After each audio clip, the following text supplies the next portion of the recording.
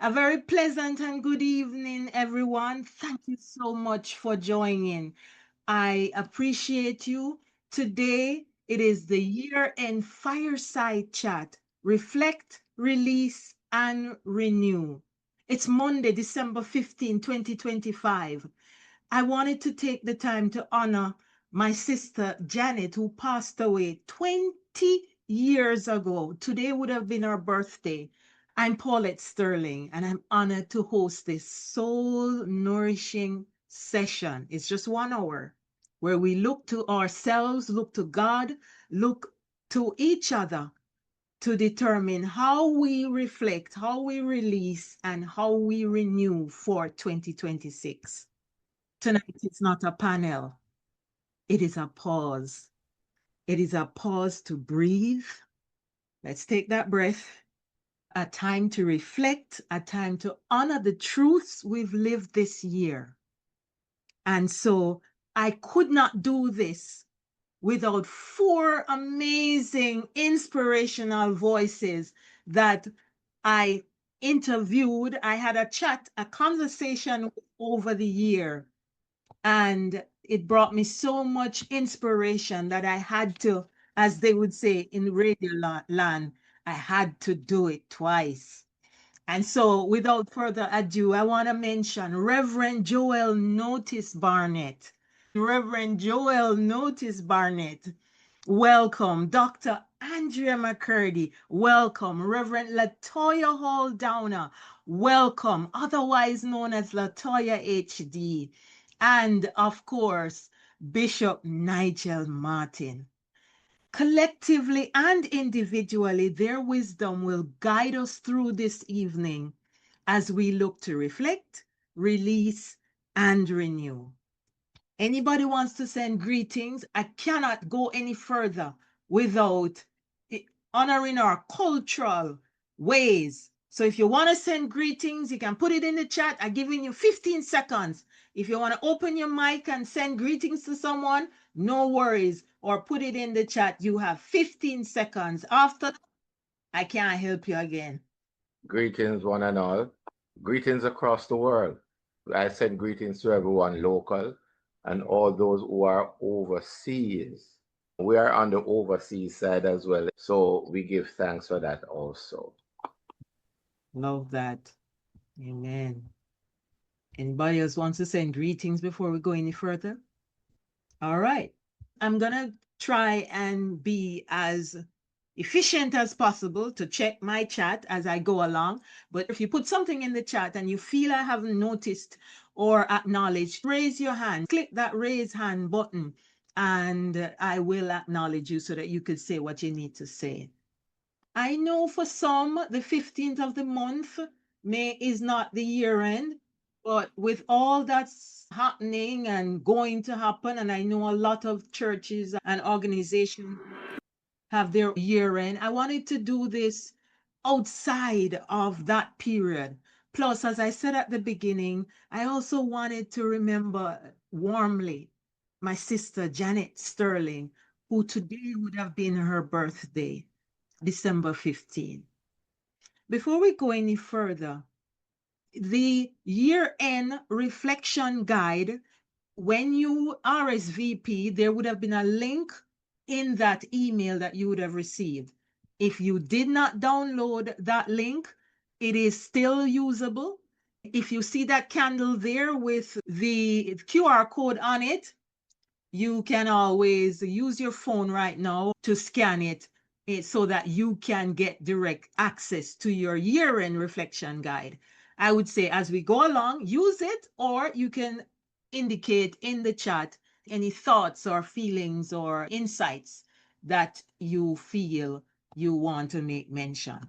So, before we begin, let's ground ourselves. Take a deep breath. Hold that breath.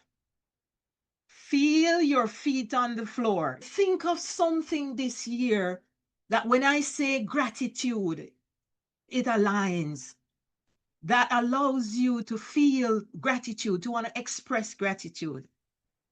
And let's know that this space is truth, tenderness, and transformation.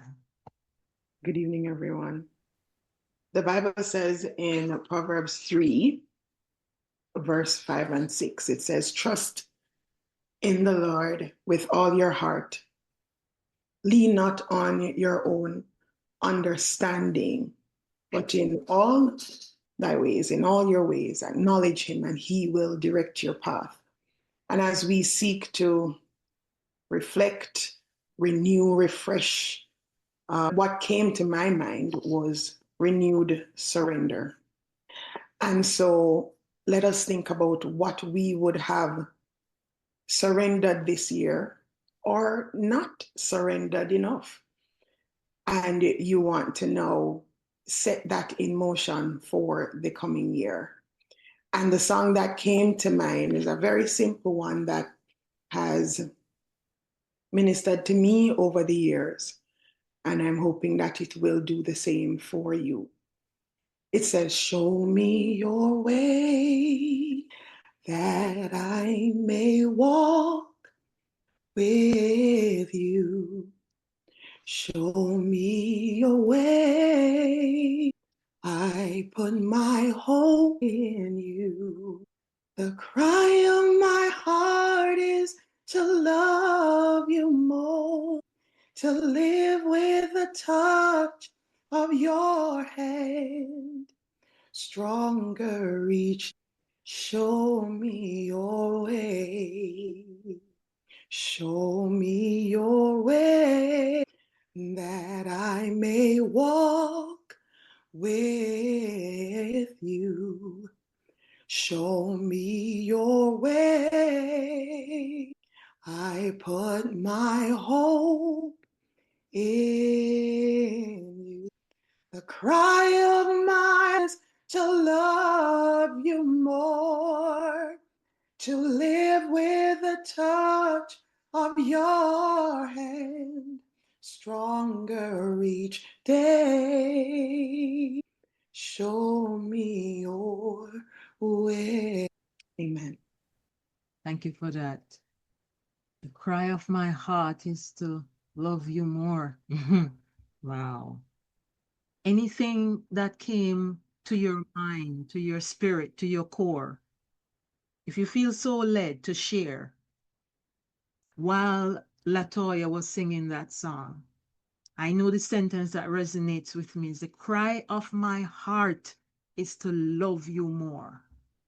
Remember, it's a safe place. There's no wrong. Hi, good night. Janelle Ellis here.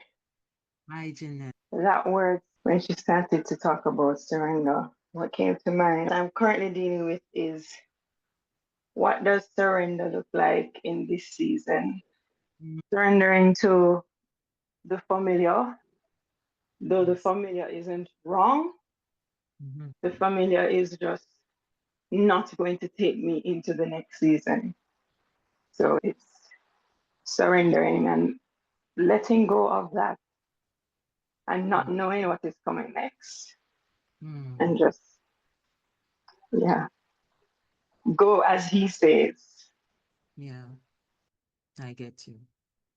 So we've literally started reflecting already. Let's begin there with what reflection is. I want to introduce a voice that reminds us that visibility is not vanity, it's courage.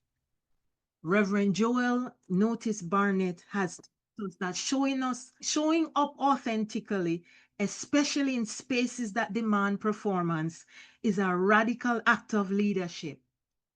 That did not leave me, and it didn't go unnoticed in my conversation with her at the beginning of the year. I'm going to ask Reverend Joel, what did 2025 reveal about our values as a nation, as a community, a church community? Good evening, everyone. Pleasure to be on with you all. I believe that a key value that has been demonstrated as a people, especially in the latter part of this year, is resilient we are. I've just seen, especially in the church community, people who put their faith in God. You find that people really have something to hold on to that is not fickle, because God is not fickle and he is not weak. And it's just amazed me how strong our people are, how resilient we are, and how faith is deepened and really stretched and tested in difficult times. And I think that's an amazing value to have and to hold on to, because God does not promise us an easy life. He's never promised us that, but he does promise to always be with us. And so I've seen that people putting their faith in that, even in the midst of sadness and destruction and chaos and turmoil, people have this sense of joy, this sense of peace, this resolve to not give up, because they know that somehow God is going to come through. We don't know how, we don't know what he's going to do, we don't know when things will normalize again, but we know he's present in all of that. Thank you. Thank you for that, Joel. Our next guest is a truth teller in every sense of the word.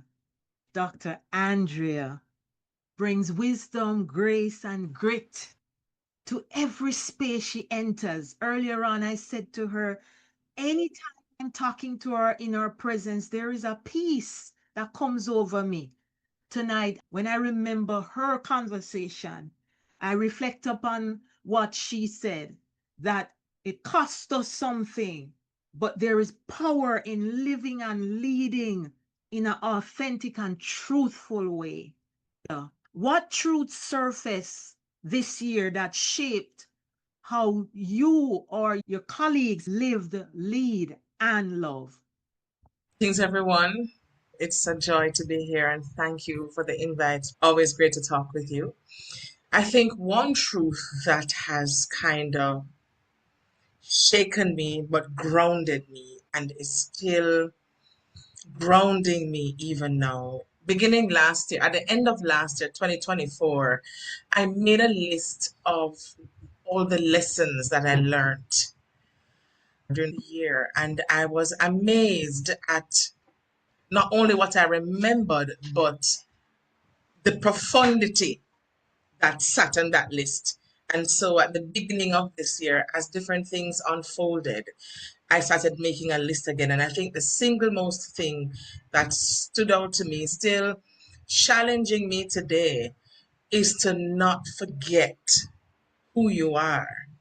So this was coming out of a reflection on Naomi's story and how life circumstances had her take a decision to not call me Naomi again. I'm not somebody who is full of grace and things. Call me Mara, because life has dealt bitterly with me. And the truth is that her experience was bitter because she lost her husband and she lost her sons. She lost her status. She moved away from her homeland. She was in a strange land, and she left Israel, the house of bread, full, if you would. And in her words, I'm returning empty. Wow. But what she did was to, without even knowing what was on the other side of her experience, she said, call me Mara. I'm bitter, I'm angry, I am distressed, I'm because of this experience, and would almost change her identity because of the negative experiences that she had, not knowing that redemption was on the other side of it. So this year, coming out of last year, coming into this year, and throughout the course of the year, I faced situations that I said to myself, well, it seems to me that I may have been deceiving myself all along, because clearly I'm not as wonderful as I thought I was, or I'm clearly not who I must be something else based on the experiences that I was having. And I had to remember, don't forget who you are. The minute you forget who you are, then you open yourself up to anything. Anybody can slap a label on you and you accept it. And who you are is determined by who made you. And so who made you said, this is who you are. You are Andrea. You're a strong woman. Doesn't mean that things won't come and test your strength, but then you also build muscle by pushing against weight that is heavy. Yes. So for me, that is the lesson that has stood out to me this year and continues to ground me even as we come to the end of the year. Don't forget who you are. Yes. Yes. I have a question there on the slide. What are you most proud of this year, personally or professionally? I'm going to ask, as you feel led, audience, to add something in the chat. What one thing are you most proud of this year, personally or professionally? While I jump back to Reverend Joel to ask her to give me a 10-second answer. What are you most proud of this year, personally or professionally? Personally, I am most proud of my emotional resilience. I found that there's a strength within me that God has given me throughout this year. It's been a very difficult year. And the way how my emotions have been grounded, I've never experienced that before. And so I'm very proud of myself for the way that I've handled my emotions throughout this year. Wow. Thank you for that. And so, you now have your answer, Dr. Andrea. What has been is it that has made you proud this year? I'm going to continue where I left off. The way that I've had to show up, the various spaces that I've had to show up in this year, let me say that slower. The various spaces that I've had to show up in this year has forced me to take a look at myself and to see myself more and more through my father's eyes. And I realize that I am who he said that I am, and I am becoming who he says that I am. And I am most proud of myself. The work continues for sure, but day by day, I'm learning, I'm rediscovering my voice and rediscovering what is it that really makes me tick and understanding myself more as I navigate various spaces, personally and professionally, and understanding that everything, his divine power has really given me all that I need. Wow. It's really an experience to come in contact with oneself and press through life challenges. So it sounds like what I'm hearing. Andrea, you're proud of the fact that you realize that you ain't it yet. You're becoming. And that takes so much weight off you. Wow, that is deep stuff. But I thank God for that. Sandra says what she's proud of is growth in discernment. That's something and a spiritual gift that I think many of us constantly strive for. I'm most proud of finding my voice and advocating for myself. Wow, Theresa, I'd love to have you on the next Chasing Authenticity with Friends, Family, and Famous People, because I want to hear how you find your voice. As you continue to put in the chat that one thing you're most proud of, please, if you feel if you feel so led, put your hand up and we can for sure take your voice. Let's hear your voice instead of just reading your words alone. All right? Release. Reflection is looking at the thing, looking at what matters. But what release does, allows us now, instead of just look at it, we start letting it go because it doesn't serve us anymore. Release demands of us to put aside the hoarding. Even if you've had it for 20 years, 30 years, put it aside. Before I introduce my next inspiring voice, can I tell you that there's something I've determined that I'm going to release today? And some people may laugh when I say it, but I've had a pillow from 7 years old. I've had a pillow that when I worked in England, I carried it with me. When I worked in Canada, I carried it with me. And back in Jamaica, I carry it with me. And I know that it's not because the pillow is so great, but there is something that maybe I need to, not maybe, I know I need to release. And also release that pillow, because it's not like there aren't any more pillows in the world, you know? And it may sound a little comical, but do you have something that you're holding on, not just in 25, that you need to release? Maybe 10 years ago, 20 years ago, 40 years ago. What is that thing? Some leaders speak from theory, this inspiring voice taught us earlier this year. Reverend Latoya Hall Downer speaks from testimony.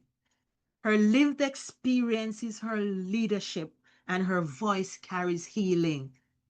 We had to pause for a few moments after she did that song. Not just healing, but clarity and conviction.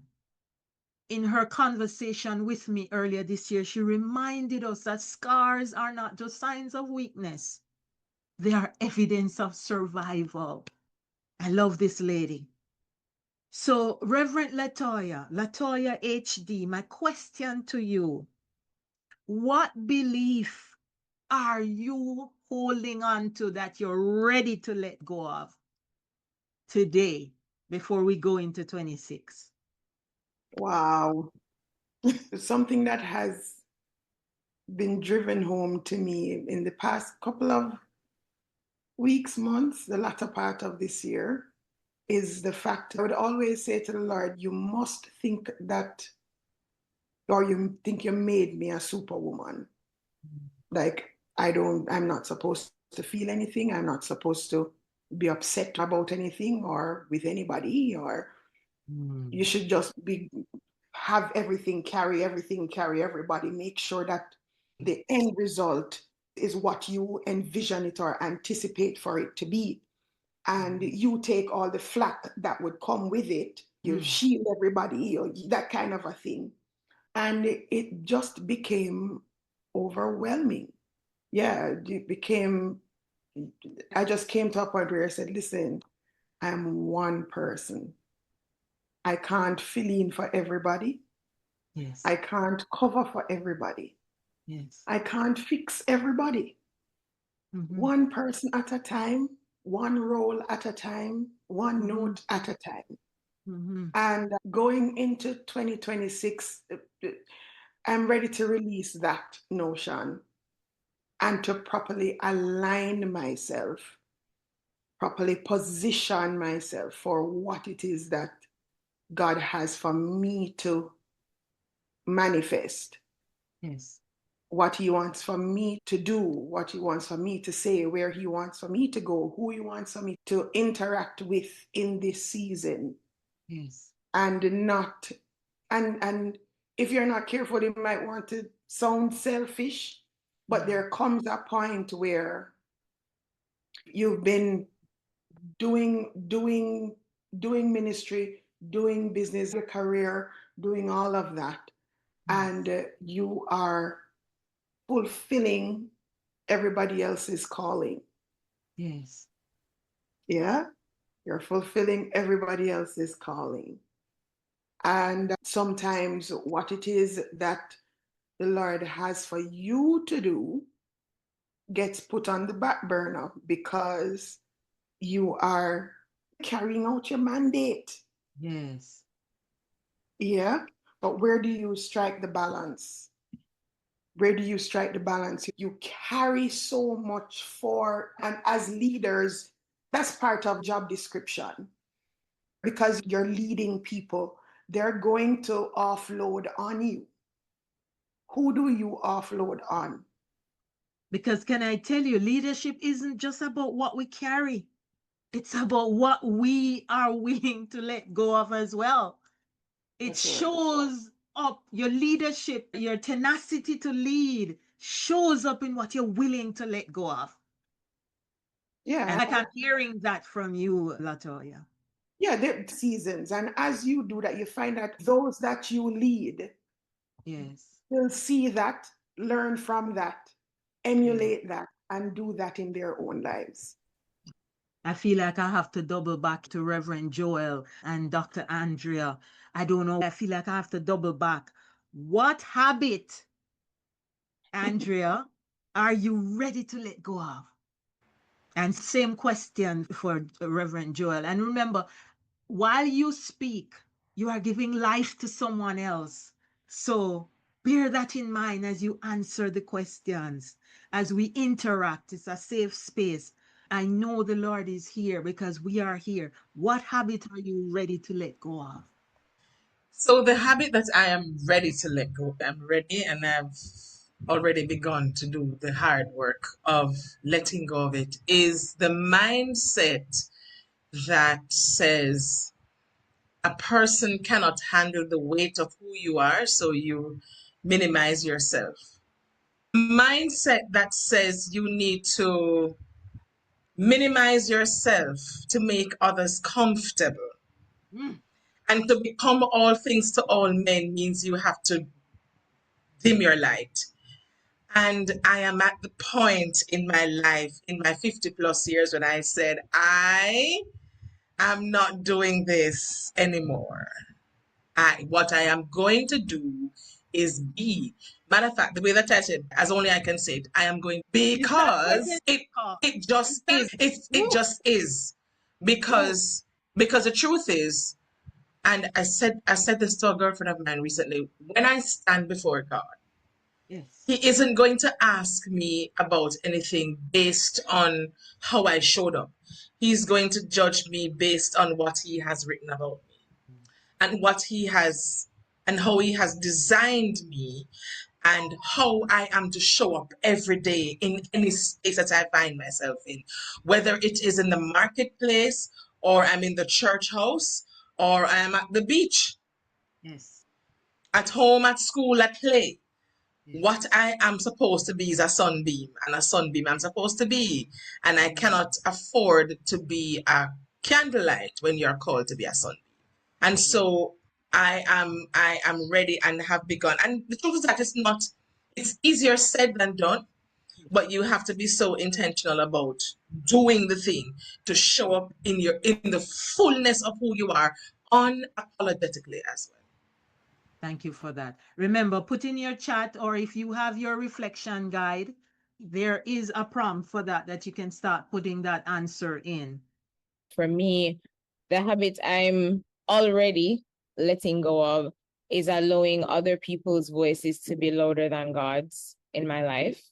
I have learned so much this year how important it is to know what God says about me, because people will always have things to say about you. People will always want to put labels on you, good and bad. But I found that what God says about me is what's most important. And so I found myself asking Him more, and I plan to do it even more throughout next year, asking Him more, God, what do you have to say about me? I'm feeling this way, but what do you say about me? Is this true about me? And I realized that He will answer, because He made me. He knows exactly who I am. And if you want to know who you are, the person who made you can tell you exactly who you are.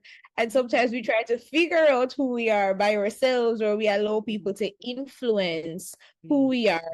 And I found that that's just absolute foolishness. And that I need to stop doing that, because that makes no sense. And so that's the habit I'm letting go of, allowing what people say, whether they're close to me or not, to determine who I am, but just knowing what God says about me is actually who I am. Oh, wow. Thank you for that. I said earlier, although I'm asking the two of you the question, I know that you're giving power and light to people who have not said anything. Thank you so much for that. Natasha said earlier, releasing what is comfort, maybe. If you could expound on that, Natasha, I don't know if you're driving or if you're multitasking. If you can expound on that, I'd love for you to do that while I take another comment. Whether you want to open your mic and speak, or if you want to say something more in the chat. Good evening, everyone. I'm excited to be joining you. I have to tell you, I immediately as I jumped, I was just at peace. And today has not been a very peaceful day. So I know I'm at the right place at the right time. I am so proud of what you are doing. This is amazing. And I hope we're going to have it, every 2 weeks? So I don't know, but I'm going to book out my calendar. So great to see Latoya on here. What I was saying actually is that you said you had to release, it's time to release this pillow that you have had for however how long. What is a pillow? A pillow represents something that we lay our heads on. It is comforting. It is something that we go to when we need to rest, when we need to lay down for a bit, put our minds at ease. So I'm saying there is a deep, profound, and prophetic meaning to it, because as leaders, if we are to grow, we cannot grow in comfort. It's time to release that thing that we have all been holding on to as a crutch. That friend that we always gives us an ear. Maybe it is a job. I'm not telling anybody to quit their job. Not saying that. I'm just but it's time for us to release those things that may look comforting. Wow. Wow. Thank you so much, Natasha. I received that. Thank you so much for that. I saw something in the chat from Sonia and Stacy that I really wanted to quickly recite. I want to find that comment. Sonia says, I choose to release what no longer serves me. I will release the weight of unspoken expectation, both those placed on me and those I place on myself. I think all of us could come to the altar after reading. I thank you so much. Remember, as we continue, if you haven't gotten your reflection guide yet, you can still get it downloaded from the site, or I can send it to you in an email afterwards. And so we look at renewal. After we've reflected and released what no longer serves us, we can't stay there, so we have to get to that other place, which is renewal. It's about going forward with what strengthens us, not what weakens us, what strengthens us. Natasha spoke a while ago. The thing is not going to serve you. Don't wrap it up with renewal, because it won't work. It won't work. It will only cause your renewal phase to be stunted or delayed. Our next guest, the man amongst the rest of us, the bishop amongst the rest of us. He's a man of many callings, I call him, a mentor, a minister, a global servant leader. Bishop Nigel Martin brings wisdom and vulnerability in equal measure. Bishop Martin, I'm going to ask you to take 5 minutes tonight to help us renew our sense of possibility. Good evening, everyone, and thank you so much, Paulette, for having me on the platform this evening. And it's a pleasure listening to the other guests as they shared.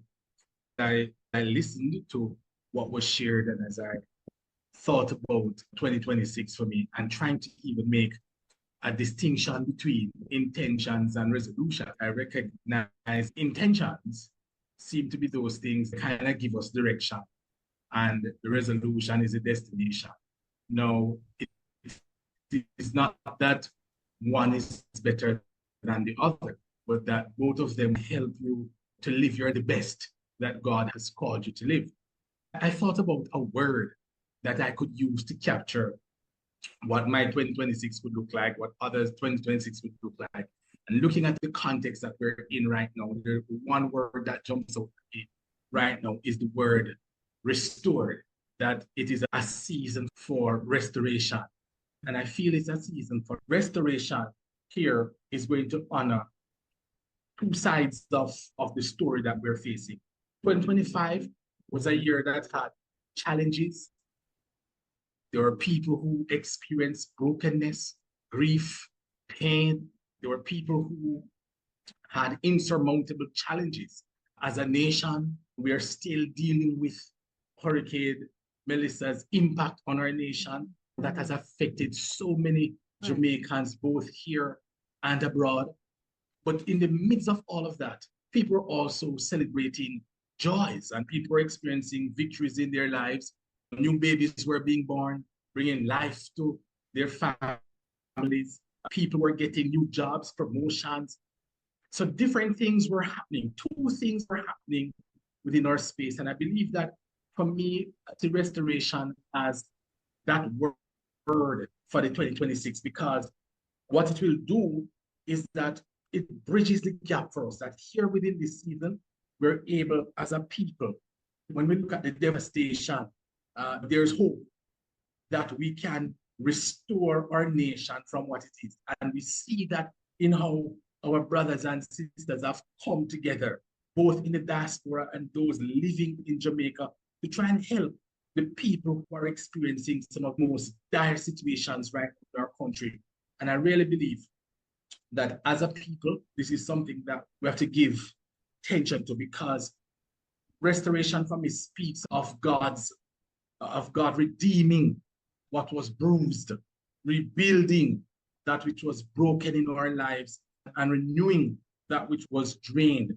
And that is why I'm looking at the 2026, that it is that time when God can restore us, when God can restore our country, when those persons who have experienced pain and hurt can experience restoration, healing through restoration. And I believe that this is something that all of us ought to look forward to, because it also offers hope to us as a people. Wow. And I see you, Stacy and Clue Bogle. And for those, who can see what Stacy Ann says in the chat, let's just cover her as we continue this session.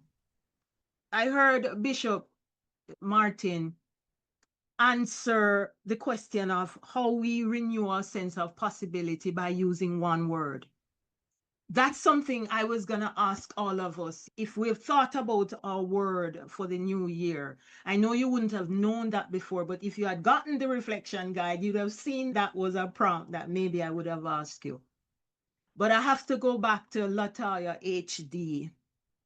As we step into 2026, and Bishop said it, intentions guide us, to be honest, not necessarily resolutions.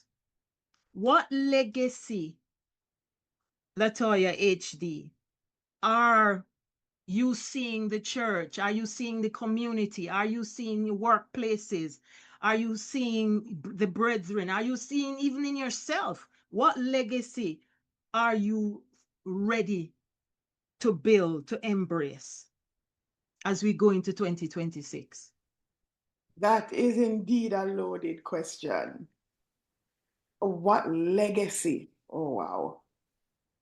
When you talk about legacy, you're talking about emptying yourself of all that has been deposited in you, so that even after you are gone, what you have emptied out into others lives on.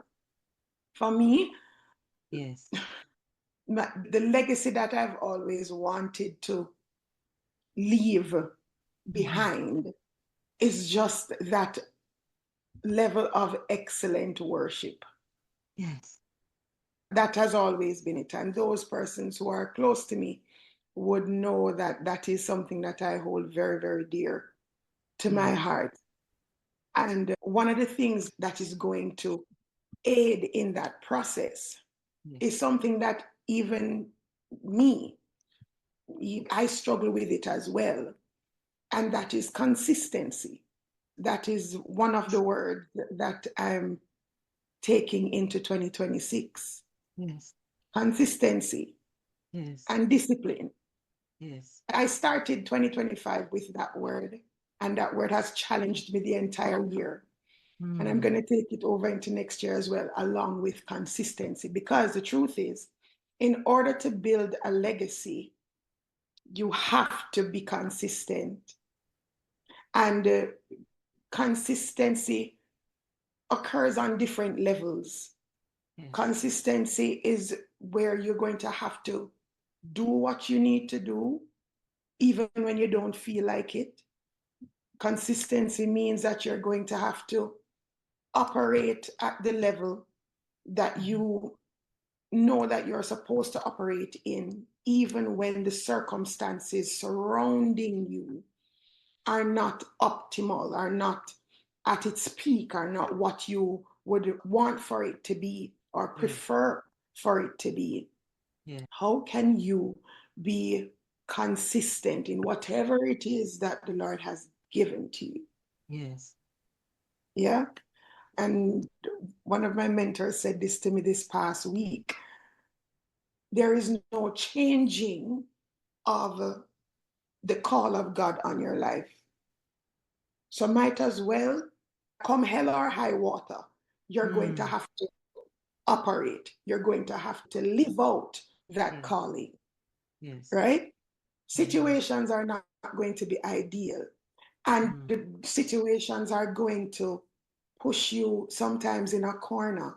Situations sometimes will push you in a depressive state if you're not careful. And you feel like you want to give God back the mantle that He has placed on you.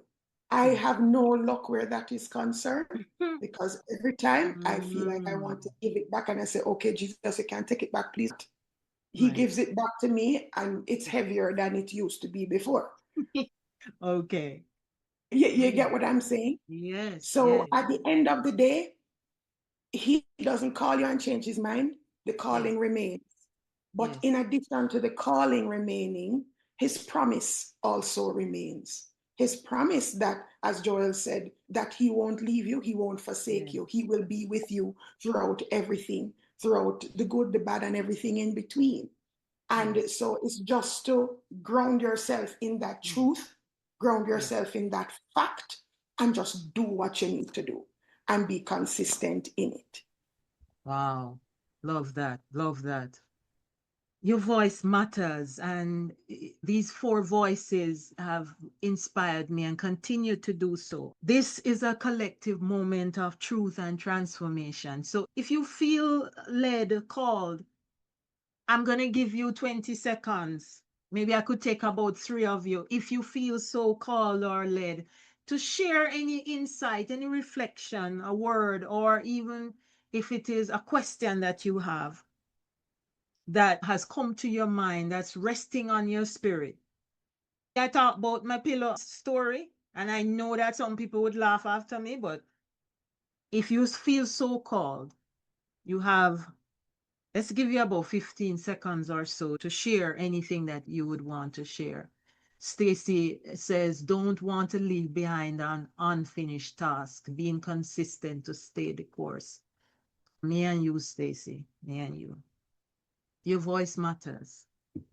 If there is no one else, I'm going to call in back the bishop again to ask him, to Nigel, to ask you, what and how do we move forward? Meaning, do we have to always go through reflect, release to renew?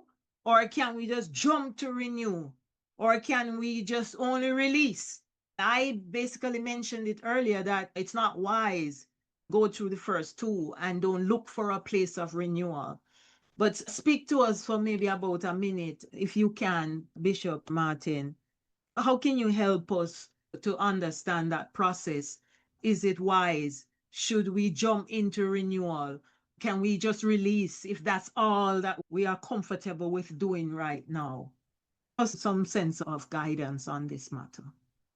Thank you. So I believe that the process of renewal, while that process may come in different forms, I always believe that we must first, if you're going to renew something, you have to know what you're going to renew. And so that begins with reflecting on your life and what is happening in your life. And there are things in our lives that oftentimes we have to put them aside.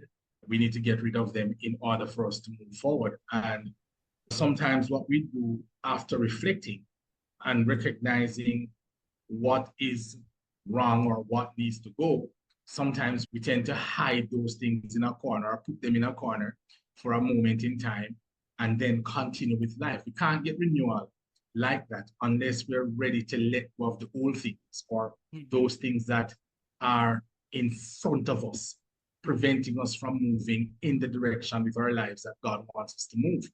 And as people, especially those who are people of faith, we have to understand that our lives, all of us, at different points in our lives, I do reflection throughout the year, but at the end of the year, there's always a reflection on my life. What have I done in the last 1 year?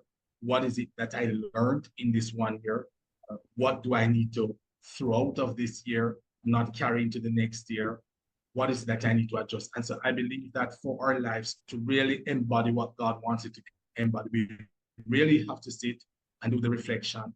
And having done that kind of contemplation on our lives, then we have to get rid of those things by whatever means necessary. You have to get rid of it. You get rid of it. One of my friends used to tell me that anything that you do not feed, after a while, it will die. And I feel that those things that are affecting our lives, if we don't feed it, it will die. And when it dies, then we can look at, okay, now I need renewal in my life. And you ask the Lord through his Holy Spirit to help you to renew the life that he has given unto you. And so, yes, the process for me is just as you have it. You have to reflect, get rid of the things that you need to get rid of. If you find that there are things there to get rid of, and oftentimes there are things there to get rid of, and then you seek renewal through the help of the Holy Spirit. Thank you for that. Thank you for that. So what is that one word? What is your word? I first came upon this, to be honest, years ago when Joelle would post what her word is, and then I see Andrea post what her word is. And so I'm borrowing it for this session. What is your word for this year? Even if you may not want to say what your word is, a few of you have already said what your word is.